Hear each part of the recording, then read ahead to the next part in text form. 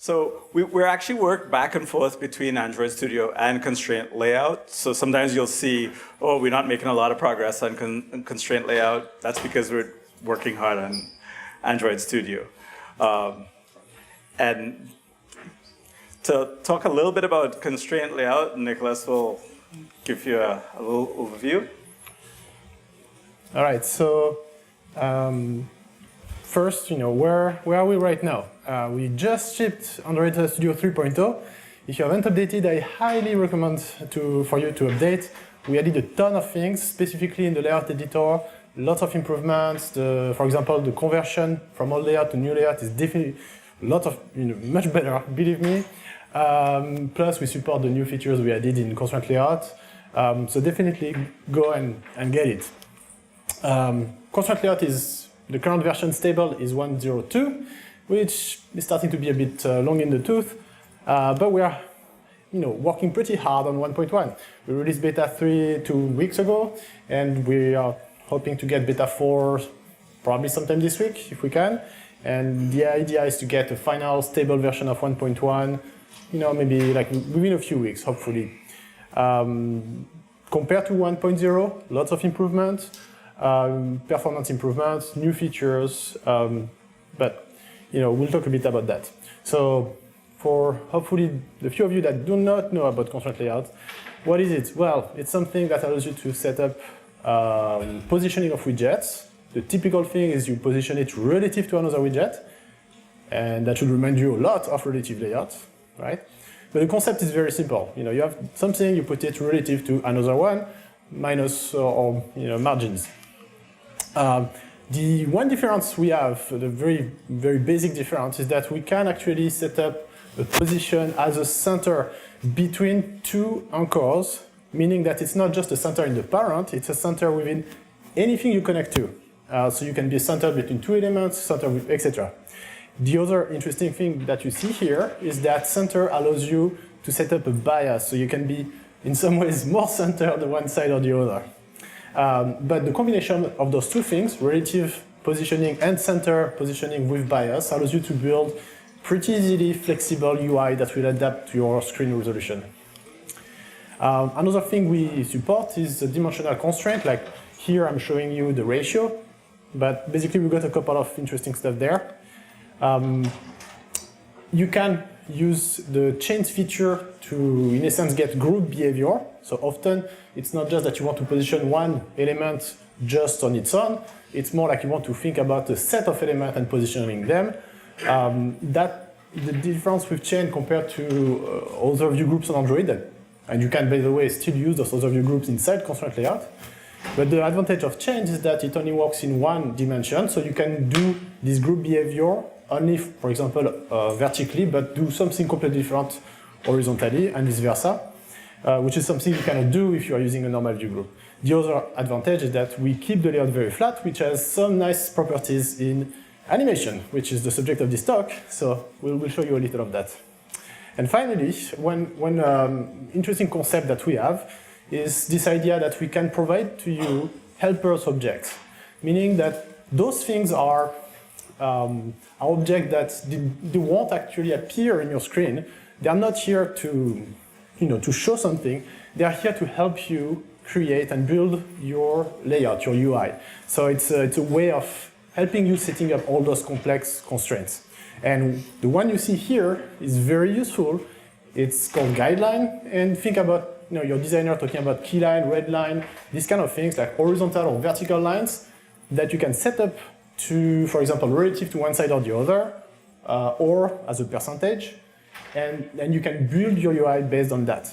Think about tabular UI where you want to have like a kind of a spreadsheet-like thing that was really difficult to do before, or you had to do grid layout or things like that. Here you just drop a few guidelines and you can build something. So in terms of the vocabulary, basically what is it that we support on Constraint Layout to express what a layout is? Again, you got relative positioning, you got center and bias, some dimensional constraints, group behavior, and those helper objects. And that's it. If you understand all of this, basically that covers Constraint Layout.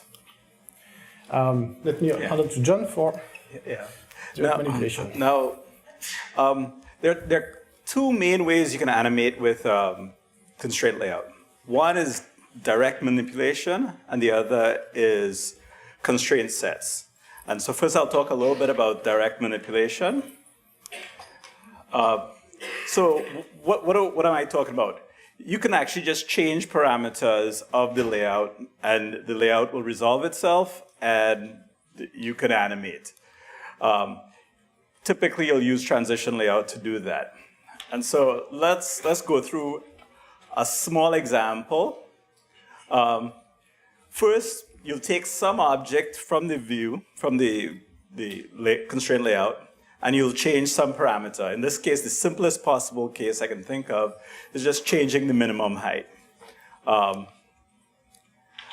course, before we do that, we do a begin delay transition. And so what does that lead to?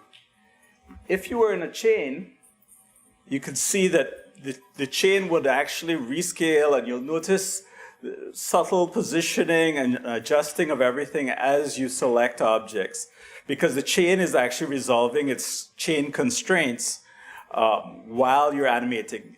And the begin delayed transition is actually providing that interpolation so it's all smooth and elegant. So this is just one of the simplest examples. Let's look at another simple example. Use of GON. So essentially, if you use GON widgets, you can directly configure a view that is just going to disappear from the screen, and it will, and the rest of it will naturally flow and adjust. For more examples of that kind of thing, you could take a look at Hyun's talk from Chicago Wato. There are some pretty cool examples in there. So a little bit more about guideline manipulation.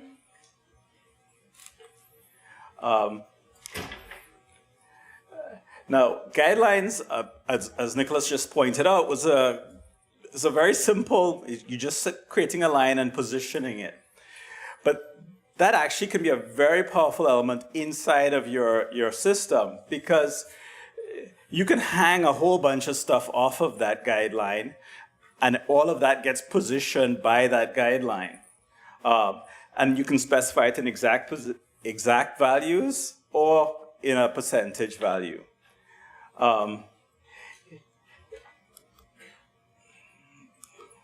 So let's look at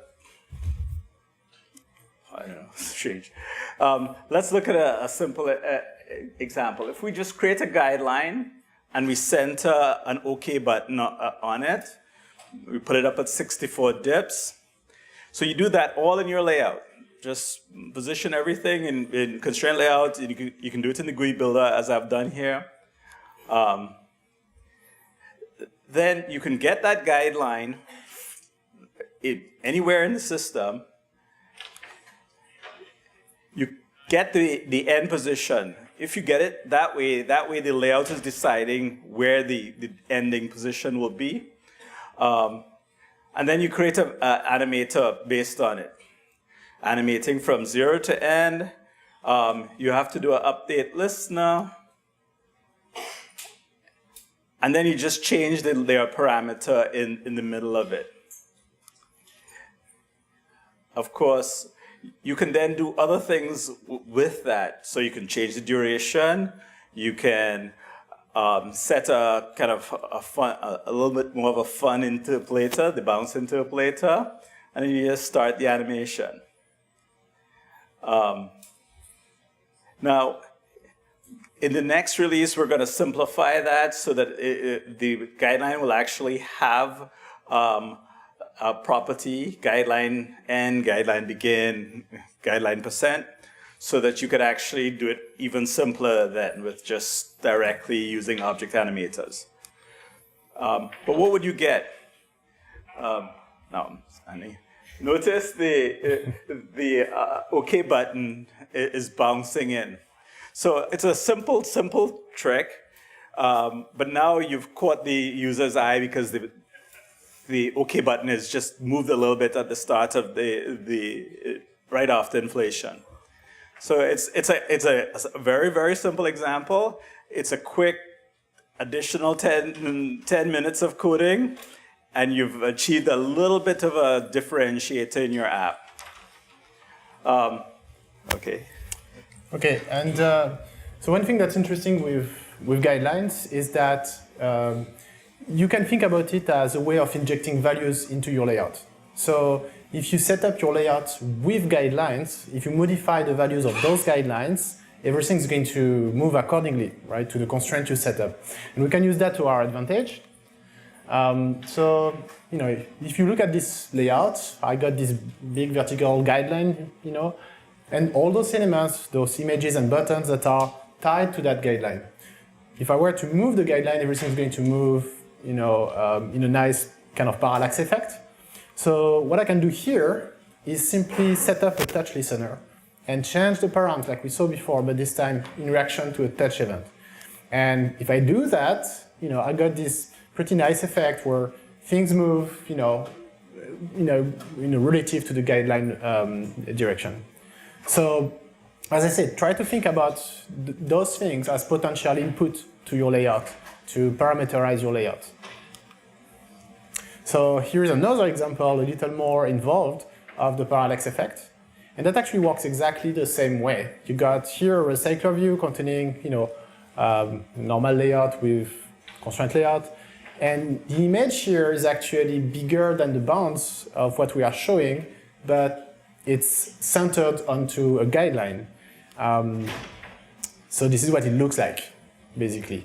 So then what you do is similar to the touch event, but this time through recycler view, you can add a scroll listener and do the same dance. Here, the math is a little more complex because I want, you know, to do interesting things with it, but that's what you get this really cool effect.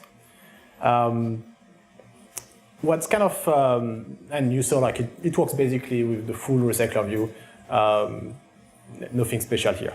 What's kind of nice as well is that because the only, all of that is programmed, of course, right? So you got, you know, compared to other way of doing parallax effect, here you are in full control. So if instead of having this particular effect, I want to have something a little different, it's as easy as here changing a minus to a plus, and then you got something that's more like a window-like behavior, which is kind of nice, cool effect. Constraint set. Okay, so the second way of doing animations in the system is using constraint sets. Now, you can think of constraint sets as a container for all of your constraints. Think of it as the constraint layout minus the layout part. It's just going to hold all your constraints. It also has a programming API so that you can set values, get values. You know, you can manipulate the constraint set programmatically. You can also clone from live layouts or from XML files. There are three ways to get it when you clone. You can go from a actual resource file that's a layout, in which case it'll read all the values. You can a live layout, you just get the view and you ask it to clone. You could then also keep them as XML files, sort of separate from your layout, if you want to do that. Very few people seem to do that one right now. The key thing to remember here is that when you have multiple constraint sets, they kind of have to be representative of all the views inside of that layout, because when you go and apply them, it's going to go and try and set all the views. It'll throw a warning if there's a view missing that it needs to set up. So once you've done that, to set it, you just simply call apply to and give it the layout. It will sort of reach into it, set all the layout params for all the views. It also has a few other things that are not strictly layout params, like the Z value, the shift X, shift Y, things like that. But generally speaking, anything that kind of would affect the look of the view in terms of separation from the rest of the system, visibility, of course, things like that. So how would you use it? First, you're going to have to initialize a couple of constraint sets. That's pretty straightforward. You just new constraint sets. Typically, you create that at the top of the class. Then, typically on create, but it could be actually anywhere in your system, you will clone one, clone the next one. And in this case, one of them is already going to be on the screen because you just loaded it with set content view. The other one is not loaded because you're just referring to the layout.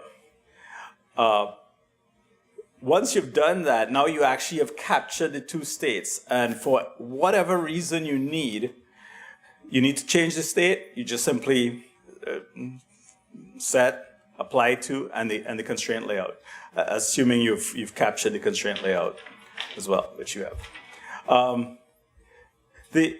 You can do this for many different reasons why you might want to do this kind of thing. It could be that you have basically the same UI, except a few views are missing from one versus another, so you want to set them visible, rearrange a few things. You can do a lot of different things. But in this particular case, we're going to talk about doing animation. So you do a begin delay transition.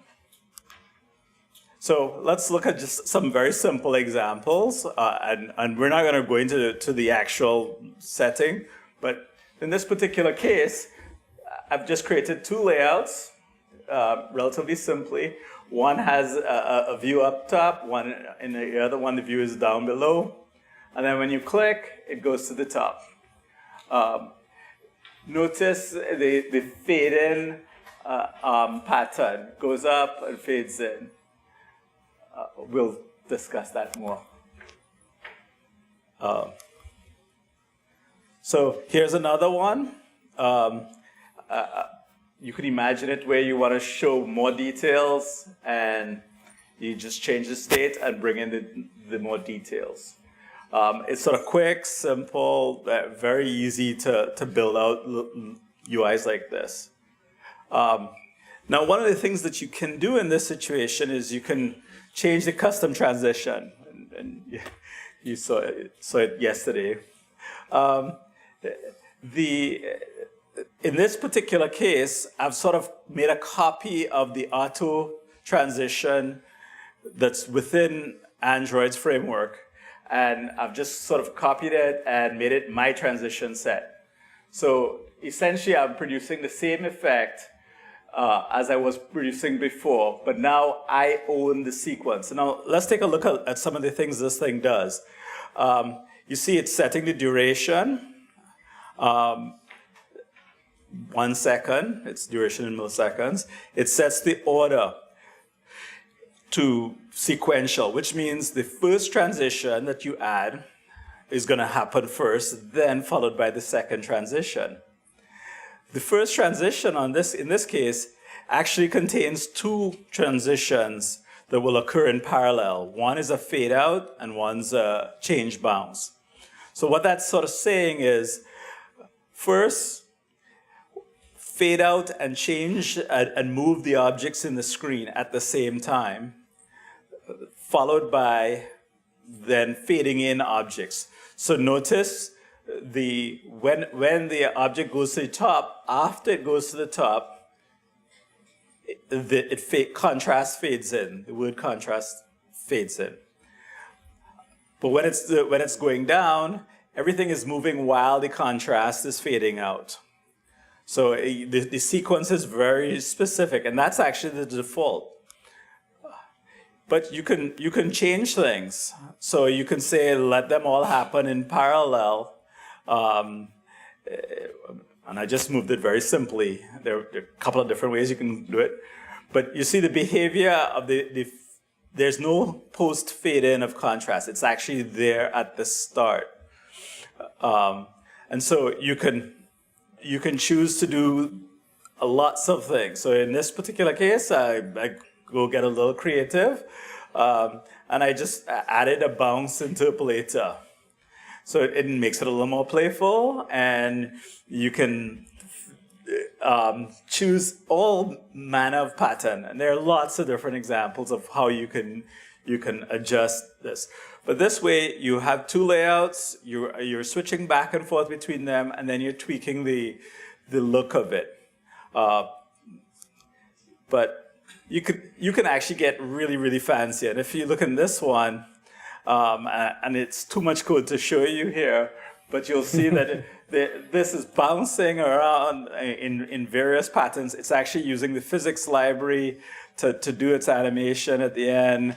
And you can do, I mean, literally, I've had goofier ones where the cards are flapping and all sorts of things you can do, especially with the physics animation as a sort of post effect, a post-transition effect. So now. Okay, so let's see another example of complex animation. So I'd like to have something like that, right? Like your typical collapsible toolbar. Although here, you may notice it behaves a little differently than usual, because actually this is using constraint layout for the app bar header. So how do we do that? So in your typical material design application, you can use coordinator layout, app bar layout, and the collapsing toolbar layout. All that works well, but it can be a little tricky to be more creative in terms of the animation you want into that header. So what I'd like here is to replace that with constraint layout. So you still keep coordinator layout, you still keep app bar layout, everything is still the same. You just replace the header with a constraint layout. All right, so if we do that, pretty easy, you got your XML, remove that, use a constraint layout instead. And probably use an include, just makes it easier for you to work in Studio. Okay, so that's my layout. Got some image in the background, some avatar, picture, and my name underneath. That's great. I got the constraints here are nothing fancy. It's it's a vertical chain for the two elements, packed and a little biased toward the top, and the image is simply filling the background. If I plug that, this is what I get. Not exactly what I was expecting, right? Doesn't scroll, doesn't change, doesn't do anything. So that's not very difficult. If you played with app bar layout, you just need to add the right scrolls, flags, and exit until collapsed. And now it looks okay. It actually follows a minimum height, which is more or less what I want, but nothing changes into the layout itself. So let's go using Constraint Set and a little bit of Kotlin after. So as John explained, Constraint Set is great to basically set up two or more than two. There could be any number of variation on your layout, and that can be very, very different. So here I only want two states, but clearly you could go and use a lot more states if you wanted. Just wanted a very simple transition, but you could have like a 3 states header in the same exact manner. One thing you can notice here is that on the second constraint set, I do not have the image because in fact, when you load a constraint set, you can only load the thing that matters to what you are changing, and I'm not going to change the way the image behaves, its constraints, so I can drop the image from the second constraint set. And what I end up doing is that for the first one, I put it into an open.xml file, for the second one in a close.xml file, and then I can initialize them, read my constraint set from them, and we'll basically toggle between them. So that's the amount of code you need. And if I plug all of that, I toggle, while I'm scrolling, I'm toggling the different constraint set, and now we are starting to have something a lot more like what we wanted originally. So if I look a little bit more at this code, fundamentally, a couple of things. One, it's just a subclass of constraint layout.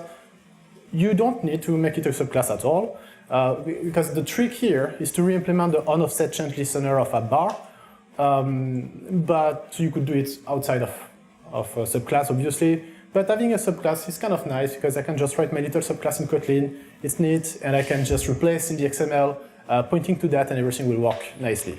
So what I need here, one, implementing the change listener, basically here saying, hey, I'm going to listen for the offset change. And two, create the two constraint set that I'm going to toggle with.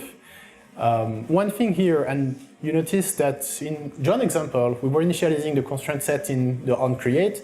You can initialize them wherever you want. Here I'm doing it on the unattached window. And that's actually an important feature because that means you are in control of when you initialize those constraint sets, when you have to incur the penalty of loading XML. And then it's pretty straightforward. One trick here, we have to grab the offset, the vertical offset that app bar layout happily gives us. And here we simply set it as the top margin of the layout so that everything will actually collapse the nice way. Because if you didn't know, with app bar layout, the content of the app bar layout is not actually resized. As it looks like, it's simply scrolled up, but there is this vertical offset you can use to kind of squish the rest of the content. So by doing that, I can actually have this feeling of my header is collapsed. And that is simply toggling, depending on a flag, where I am, between the two constraint set, between the open constraint set and the closed constraint set. Relatively straightforward. So with all this plugged, we got this behavior. So that's nice, but we're talking about animation here, right, supposedly. And there is not that much animation. Sure, things are scrolling on screen, it's cool, but it would be nice to have a little bit of animation. And here, sadly, in all the previous example, we're happily, using Transition Manager, because Transition Manager is great. You give it one layout, you change your layout, and it will automatically animate stuff. You can create your own custom transition set. It's cool. Apart that in this case, it doesn't work. I think it somewhat conflicts with app bar layout, not sure. So you can't use Transition Manager here, but you still have all this existing framework to do animation on Android with the property animations that we used a little bit before with the guideline example. So in that case here, I'm just going to create a little helper class in Kotlin, one where I'm going to remember my original position, and depending on if that position has changed or not, I can start an animator to move toward the new position, just using the translation X as a proxy. And essentially, this is what Transition Manager does, in fact, roughly. For the animating the background, because I would like the background to nicely fade out, it's actually very similar. We just use an object animator on the alpha channel, and that's all.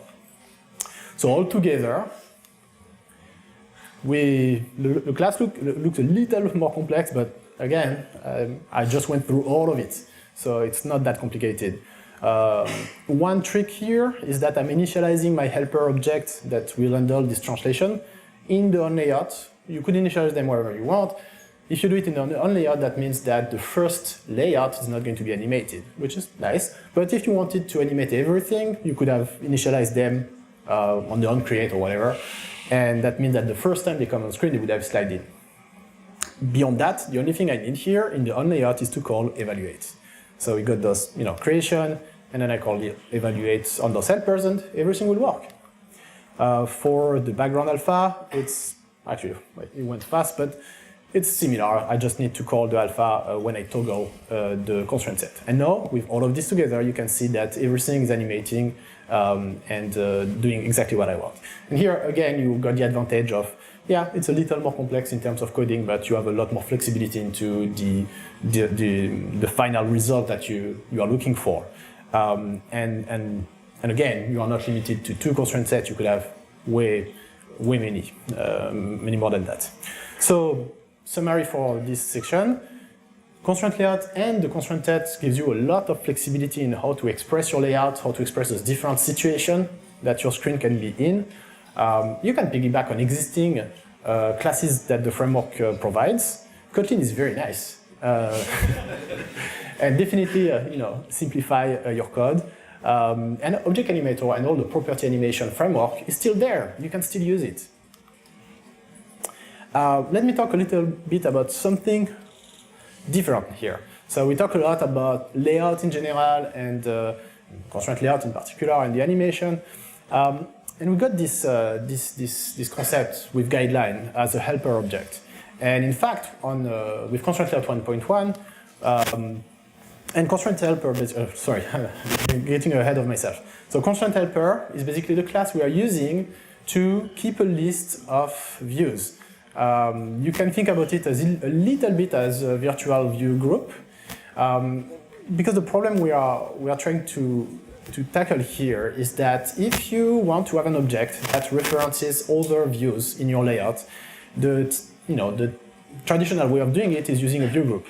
But in the case of constraint layout, we don't really want to use a view group for doing that because, well, we would like to keep our layout flat.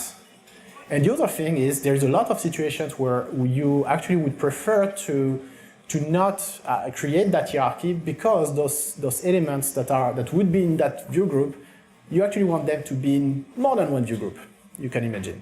Because you want to apply a specific processing, a specific treatment to that view, but you may very well do that multiple times in multiple effects that you want to apply.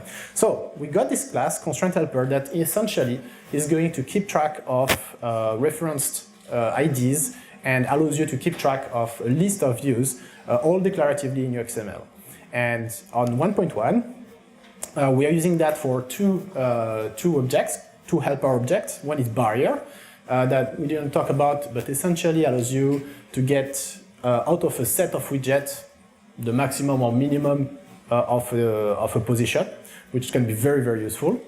And the other one is group, which is just a very, very easy way of getting a group of widgets and applying an attribute. Right now, the only thing we support is visibility, but that's that still saves you having to do that programmatically. Here, you just in your XML can list your group. You can build it easily via Android Studio by dropping elements into the group.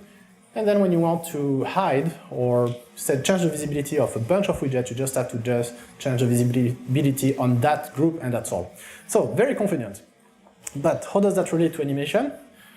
Well, there's someone Bartosz Lipinski that wrote this kind of cool small library that basically used this concept to apply a behavior. Here it's applying staggered transition on a set of widgets. So you can actually use those concepts to do this kind of behavior. And yet your layout is completely flat, you just control it. It's more about tagging a set of elements. Another way that we introduce in 1.1 is the concept of Decorator. And the Decorator is going to maintain a list of elements. So what do we do with the Decorator? Fundamentally, it's just a constraint helper with a view. So the constraint helper, traditionally like guidelines, they don't show in your final hierarchy, right? They are just here to help you set up your system, but really they are not supposed to be part of the draw mechanism. But here with Decorator, we actually want it. One advantage is that allows you to possibly gather a bunch of draw operations in a single place.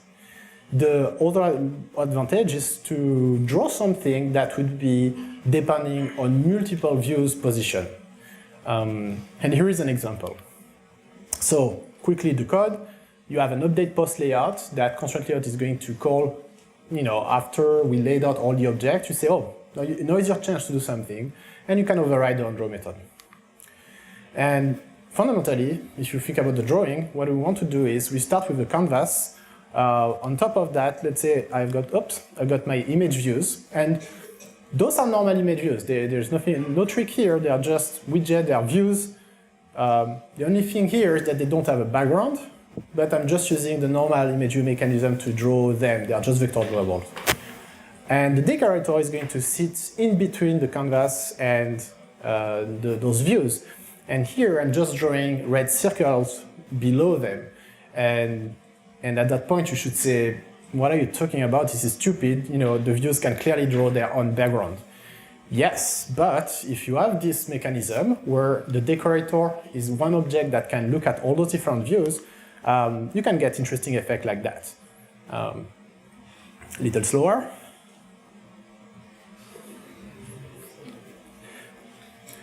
And you can see that those are actually normal views. So just showing the bounds here, they're just normal view. You still have all the advantages of using views. It's just that you can do certainly a lot of interesting, cool special effects that were before very hard to do. Not going into the details of how to implement that, but it's actually fun algorithm.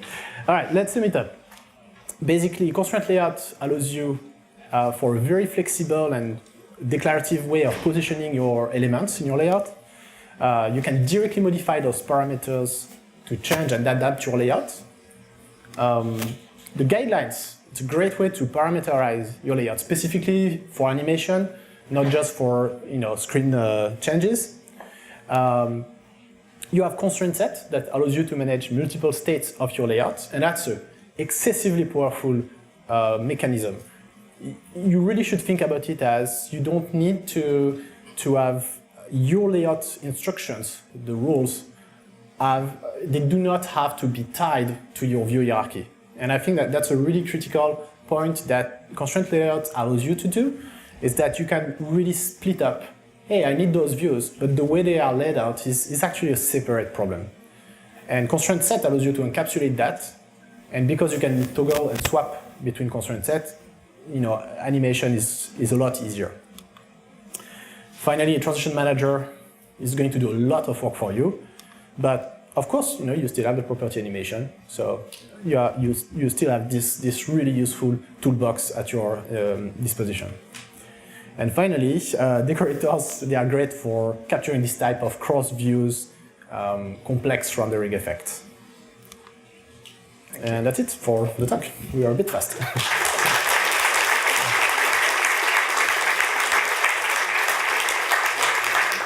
Last thing, there is a bunch of documentation that you can find everywhere, on ConstraintLayout.com specifically, but on the developer.android.com websites. There's a bunch of Medium article, YouTube article, and John and I are pretty responsive in general. If you have questions or feedback, we are excessively happy to hear it. So don't hesitate. Okay. Questions? Yes? Yeah. The biggest issue we have had with constraint layout is whenever we need to have text in the lib size. It always tends to be that as long as your view still matches the constraint, it will not resize and it will just eat the text. Like it will leave the text view small and put a huge text inside and it will just lib size everything, right? It's like, what's the workaround suggested for those cases? Because right now the only thing we do is request layout whenever we set the text. Because that's the only way we have. So if I understand the question, it's about if you have a text element in constraint layout and the text gets bigger, for instance, it doesn't react the way you expect. Yes. And I can tell you why. So the general idea is that constraint layout, when you measure an element, and specifically text, and text in general is what kills you in layout, because measuring text is very, very, very heavy. So one thing we do is that anything that we measure in constraint layout, we try to measure it as a single dimension and that's it. Specifically, if you are using fixed dimension or wrap content for your widgets, they are going to be measured only once, and then we are going to use that for the layouts. Which in general, that's what you want to do because that's the cheapest solution, and most of the time that's going to work great. The problem is, in some situations, you do not want that because, for example, your text might actually kind of go beyond the constraints. But because internally we are saying, hey, the text is fixed, then those constraints stop mattering. So that's an issue. What we have actually we had a different way to handle that problem in 1.0. But in 1.1, we have a new attribute called constraint width equal true or false, same for height.